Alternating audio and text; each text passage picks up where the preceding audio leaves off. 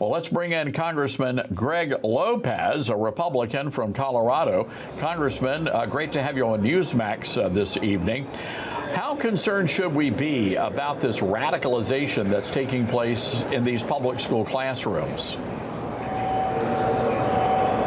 You know, it's a pleasure to be on your show, and let me tell you, we should be very concerned about how the teachers are reacting and how, the failure of the educational system. For decades, we've seen our reading scores go down, our mathematical scores go down. And the minority children, the Hispanic and black children, are the ones that are suffering the most. So we must take this very seriously. Look, a child loves and thirsts for learning, and we must have good learning in our educational system. And I think it's time for us to really evaluate whether the Department of Education should even exist. Congressman, want to circle back to what's happening. There's a lot of movement on Capitol Hill this week. We are hearing your reports, and Newsmax has not been able to confirm these reports, but there is reporting that Speaker Mike Johnson could face a challenger from conservatives tomorrow for the speakership. What can you tell us about that, if anything?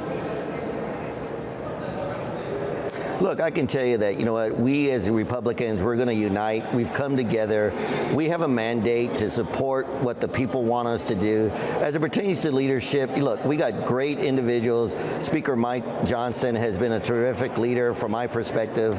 I think it's going to be a very good conversation at the end of the day. We're going to support the right person to lead us forward as we move into the 119th Congress.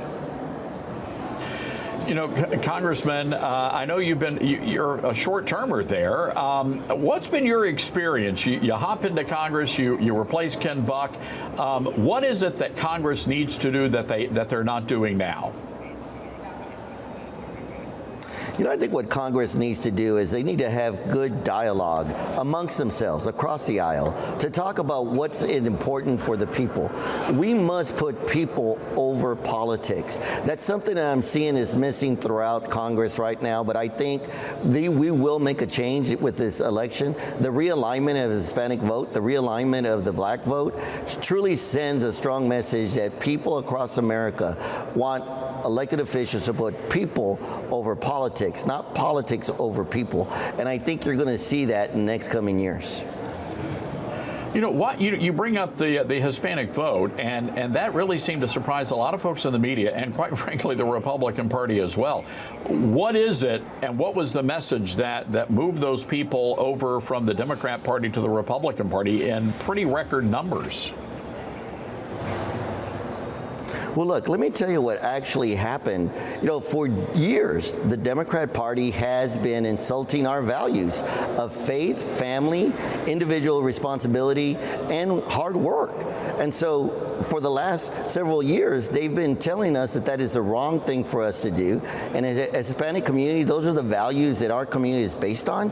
And so when they turn their back on the values that Hispanics see as the mobility values, on how we're going to make generations be more successful within the Hispanic community, I think they realize, we've been drinking the Kool-Aid. It's time for us to stop drinking the Kool-Aid and give the Republican Party the opportunity to not only regain our economic prosperity, but also allow us to have that American dream of owning homes, of sending our kids to college, of having that small business. And that's exactly what President Trump is going to do in his next administration. All right. Well, Congressman, again, thank you for joining Newsmax. No, it's a busy couple of days up there on Capitol Hill. Thank you.